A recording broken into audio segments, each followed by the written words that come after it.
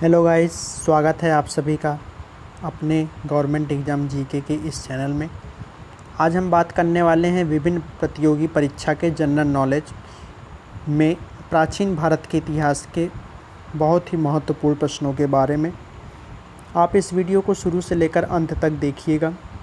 Copy कलम लेकर बैठ जाइए और इनको पेन डाउन कर लीजिए, जिससे आपको आने वाले प्रतियोगी परीक्षा में निश्चित ही सफलता मिल सके। चलिए दोस्तों, वीडियो को स्टार्ट करते हैं। आप ध्यानपूर्वक इन प्रश्नों को समझिएगा। तो पहला प्रश्न है हमारे पास, ओदंतपुरी शिक्षा के केंद्र निम्नलिखित में से किस राज्य में अवस्थित था? आपके ऑप्शन है, पहला बंगाल, दूसरा गुजरात, तीसरा बिहार या चौथा तमिलनाडु। तो इस प्रश्न का जो सही जवाब है वो है बिहार। उसके बाद आगे चलें हम। तो अगला प्रश्न है हमारे पास, गुप्त काल शासन के दौरान निम्नलिखित में से कौन सा सिक्का चांदी में जारी किया गया था? तो आपके ऑप्शन है, पहला काकनी, दूसरा निस्का, तीसरा रुपया का या चौथा दिनार। तो इस प्रश्न का जो सही जवाब है वो है रुपया का। उसके बाद अगला प्रश्न है हमारे पास, हर्षवर्धन का समकालीन दक्षिण भारतीय शासक कौन था? आपके ऑप्शन है, कृष्णदेव राय, दूसरा पुलकेशिन द्वितीय, तीसरा मयूर वर्मा या चौथा चिक्का देवराज वोडराय। तो इस प्रश्न का जो सही जवाब है वो है पुलकेशिन द्वितीय। उसके बाद अगला प्रश्न है हमारे पास, कलिंग नरेश खारवेल का संबंध निम्नलिखित में से किस राजवंश से था? आपके ऑप्शन है, महामेघवाहन वंश, दूसरा हर्यक वंश, तीसरा रठ भोजक वंश, तीसरा सातवाहन वंश। तो इस प्रश्न का जो सही जवाब है वो है ऑप्शन 1, महामेघवाहन वंश। उसके बाद अगला प्रश्न है हमारे पास, हर्षवर्धन की वल्लभी विजय निम्नलिखित शिलालेखों में से किस में पाया गया?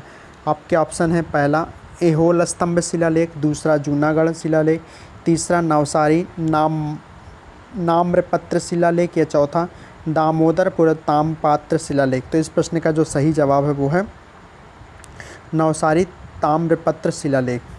उसके बाद अगला प्रश्न है हमारे पास, किसके शासनकाल में हेन स्वांग भारत आया था? आपके ऑप्शन है, पहला जलाउद्दीन, दूसरा हर्षवर्धन, तीसरा जहांगीर या चौथा पांड्य। तो इस प्रश्न का जो सही जवाब है वो है हर्षवर्धन। उसके बाद अगला प्रश्न चले हम, किसके शासनकाल में चीनी यात्री हेन स्वांग भारत आए थे? आपके ऑप्शन है, पहला चंद्रगुप्त विक्रमादित्य, दूसरा समुद्रगुप्त, तीसरा चंद्रगुप्त प्रथम या चौथा हर्षवर्धन। तो इस प्रश्न का जो सही जवाब है वो है हर्षवर्धन।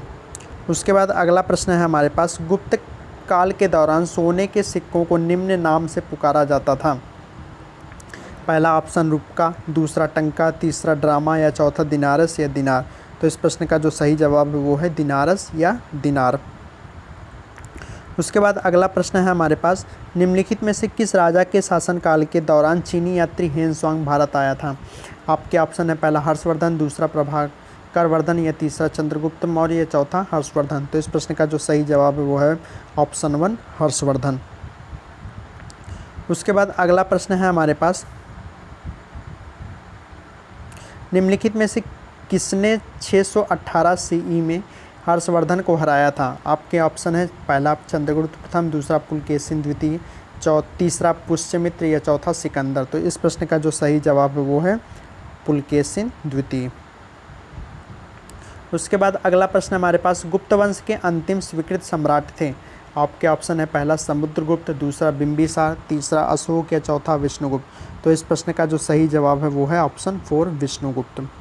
उसके बाद अगला प्रश्न है हमारे पास, गुप्त शासकों ने नामक एक कर लगाया जो हल कर था और इसे प्रत्येक उस खेतिहार से लिया जाता था जो एक हल रखता था।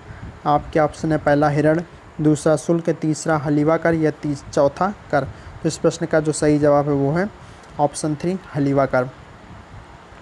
उसके बाद अगला प्रश्न है हमारे पास, तीर्थ यात्रियों के राजकुमार के रूप में प्रतिष्ठित हेन स्वांग ने सम्राट के शासनकाल के दौरान भारत का दौरा किया था।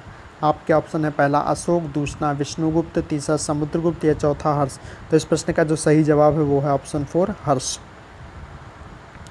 उसके बाद अगले प्रश्न पे चले, राजा हर्षवर्धन ने अपने भाई की मृत्यु के बाद थानेश्वर और कन्नौज के सिंहासन पर प्रभुत्व स्थापित किया था।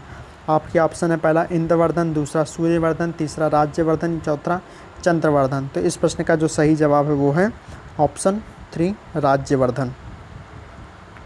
उसके बाद अगला प्रश्न है हमारे पास, हर्षचरित कन्नौज के शासक हर्षवर्धन की जीवनी है जो उनके दरबारी कवि द्वारा संस्कृत में रचित है। तो आपके ऑप्शन है पहला दांडी, दूसरा कंबन, तीसरा बाणभट्ट या चौथा जिनसेन। तो इस प्रश्न का जो सही जवाब वो है ऑप्शन 3 बाणभट्ट। उसके बाद अगला चले हम, किस स्तंभ शिलालेख में समुद्रगुप्त की उपलब्धियां अभिलिखित की गई हैं जो अपनी विजय के लिए नेपोलियन ऑफ इंडिया के नाम से जाना जाता है। आपके ऑप्शन है पहला लौह स्तंभ, दूसरा सूर्य स्तंभ, तीसरा विजय स्तंभ या चौथा इलाहाबाद स्तंभ। तो इस प्रश्न का जो सही जवाब है वो है ऑप्शन 4 इलाहाबाद स्तंभ। उसके बाद अगला प्रश्न है हमारे पास, निम्नलिखित में से किस शासक ने बौद्धों के लिए विख्यात विक्रमशिला विश्वविद्यालय की स्थापना की थी। आपके ऑप्शन है पहला महिपाल, दूसरा देवपाल, तीसरा गोपाल या चौथा धर्मपाल। तो इस प्रश्न का जो सही जवाब है वो है ऑप्शन 4 धर्मपाल। उसके बाद अगला प्रश्न है हमारे पास, निम्नलिखित में से क्या अजंता गुफाओं के संबंध में सही नहीं है। पहला, वे महाराष्ट्र में स्थित हैं, दूसरा वे बौद्ध कला से सज्जित हैं, तीसरा वे प्राचीन भारत के प्रयुक्त तकनीकों को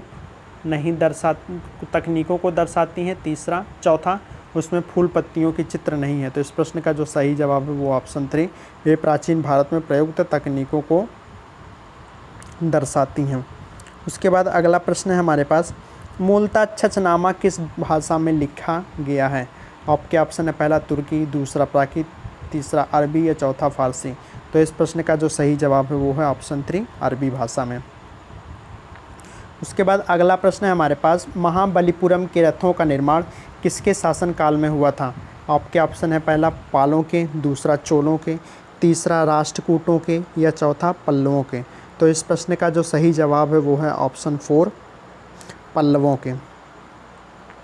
उसके बाद अगला प्रश्न चले हम प्रश्न संख्या 5, एलोरा में सुविख्यात कैलाश शिव मंदिर का निर्माण किस राष्ट्रकूट शासक ने करवाया था। आपके ऑप्शन है पहला दंतीदुर्ग, दूसरा अमोघ वर्ष प्रथम, तीसरा कृष्ण प्रथम या चौथा वत्सराज। तो इस प्रश्न का जो सही जवाब है वो है कृष्ण प्रथम। उसके बाद अगला प्रश्न है हमारे पास, महाबलीपुरम की स्थापना किसने की थी। आपके ऑप्शन है पहला पल्लव, दूसरा पांड्य, तीसरा चोल या चौथा चालुक्य। तो इस प्रश्न का जो सही जवाब है वो है ऑप्शन 1 पल्लव। उसके बाद अगला प्रश्न है हमारे पास, पल्लवों की राजधानी का नाम था। आपके ऑप्शन है पहला कांची, दूसरा वातापी, तीसरा त्रिचनापल्ली या चौथा महाबलीपुरम। तो इस प्रश्न का जो सही जवाब है वो है ऑप्शन 1 कांची।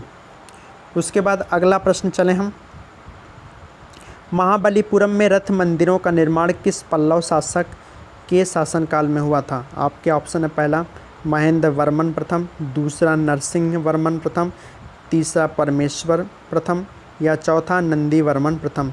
तो इस प्रश्न का जो सही जवाब है वो है ऑप्शन 2 नरसिंह वर्मन प्रथम। उसके बाद अगला प्रश्न हम चलें, निम्नलिखित में से कौन सा शिलालेख प्रयाग प्रशस्ति के नाम से जाना जाता है। आपके ऑप्शन है पहला मेहरौली शिलालेख, दूसरा इलाहाबाद स्तंभ शिलालेख, तीसरा हाथी गुफा शिलालेख, चौथा ऐहोल शिलालेख। तो इस प्रश्न का जो सही जवाब है वो है ऑप्शन 2 इलाहाबाद स्तंभ शिलालेख ऑप्शन 2। उसके बाद अगला प्रश्न चले हम, प्राचीन भारत के प्राचीनतम बौद्ध विश्वविद्यालय का नाम बताइए। पहला तक्षशिला, दूसरा नालंदा, तीसरा ओदंतपुरी या चौथा कांची। तो इस प्रश्न का जो सही जवाब है वो है ऑप्शन 1 तक्षशिला। उसके बाद अगला चले हम, अगला प्रश्न है हमारे पास, द्वितीय पांड्य साम्राज्य की भूमि माप का उल्लेख किसमें किया गया है। आपके ऑप्शन है पहला थलवईपुरम तांबे की प्लेटों, दूसरा उत्तर मेरूर शिलालेख, तीसरा कुडमियमिलई शिलालेख या चौथा कसाकुडी तांबे की प्लेटों। तो इस प्रश्न का जो सही जवाब है वो है ऑप्शन 1 थलवईपुरम तांबे की प्लेटों। उसके बाद अगला प्रश्न है हमारे पास, गुप्त वंश का अंतिम शासक कौन था। पहला पुरुषगुप्त, दूसरा विष्णुगुप्त, तीसरा स्कंदगुप्त या चौथा कुमारगुप्त। तो इस प्रश्न का जो सही जवाब है वो है ऑप्शन 2 विष्णुगुप्त। उसके बाद अगला प्रश्न है हमारे पास, चालुक्य शासक पुलकेशिन की हर्षवर्धन पर विजय का वर्ष था। क्या था? पहला 612 ईस्वी, दूसरा 618 ईस्वी, तीसरा 622 ईस्वी या चौथा 634 ईस्वी। तो इस प्रश्न का जो सही जवाब वो है ऑप्शन 2 618 ईस्वी। उसके बाद अगला प्रश्न है हमारे पास, महाराजा धीराज की उपाधि लेने वाला प्रथम गुप्त शासक कौन था? आपके ऑप्शन है पहला चंद्रगुप्त प्रथम, दूसरा समुद्रगुप्त, तीसरा कुमारगुप्त या चौथा स्कंदगुप्त। तो इस प्रश्न का जो सही जवाब है वो है ऑप्शन 1 चंद्रगुप्त प्रथम। उसके बाद अगला प्रश्न हम चलें, विक्रमशिला विश्वविद्यालय का संस्थापक निम्नलिखित में से किसे माना जाता है? आपके ऑप्शन है पहला विजय सेन, दूसरा धर्मपाल, तीसरा वल्लाल सेन या चौथा कुमारपाल। तो इस प्रश्न का जो सही जवाब है वो है धर्मपाल, ऑप्शन 2। उसके बाद अगला प्रश्न है हमारे पास, पूर्व गुप्त काल में निम्न में से कौन सी वस्तु निर्यात की सामग्री नहीं है? पहला लोहा, दूसरा सोना, तीसरा टिन या चौथा चांदी। तो इस प्रश्न का जो सही जवाब है वो है ऑप्शन 3 टिन। उसके बाद अगला प्रश्न लेते हैं, निम्नलिखित में से किसके शासनकाल में ह्वेन-त्सांग ने पल्लवों की राजधानी कांचीपुरम का भ्रमण किया था? आपके ऑप्शन है पहला महेंद्र वर्मन प्रथम, दूसरा महेंद्र वर्मन द्वितीय, तीसरा नरसिंह वर्मन प्रथम, चौथा परमेश्वर वर्मन द्वितीय। तो इस प्रश्न का जो सही जवाब है वो है नरसिंह वर्मन प्रथम। उसके बाद अगला प्रश्न है हमारे पास, निम्न में से उस राज्य का नाम बताइए जो चंद्रगुप्त प्रथम को लिच्छवी से दहेज में मिला था। आपके ऑप्शन है पहला उज्जैन, दूसरा पाटलिपुत्र, तीसरा प्रयाग या चौथा साकेत। तो इस प्रश्न का जो सही जवाब है वो है ऑप्शन 2 पाटलिपुत्र। उसके बाद अगला प्रश्न हम लेते हैं, निम्नलिखित में से किसने तंजौर में बृहदेश्वर मंदिर का निर्माण करवाया था? आपके ऑप्शन है पहला आदित्य चोल, दूसरा राजराज चोल, तीसरा राजेंद्र चोल या चौथा करिकला चोल। तो इस प्रश्न का जो सही जवाब है वो है ऑप्शन 2 राजराज चोल।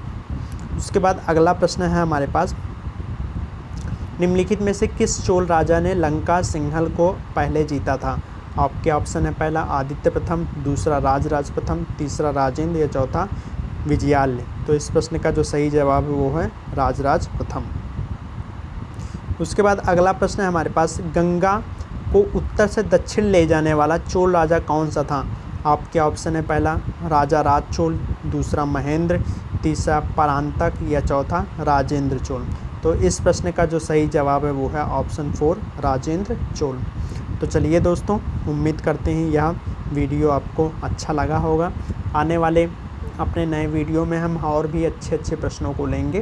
तब तक आपसे निवेदन है, अगर आपको यह वीडियो अच्छा लगता है तो कृपया इस वीडियो को लाइक करके अपने दोस्तों के साथ शेयर करना ना भूलें। तो चलिए दोस्तों, अभी के लिए फ़िलहाल इतना ही। तब तक के लिए धन्यवाद।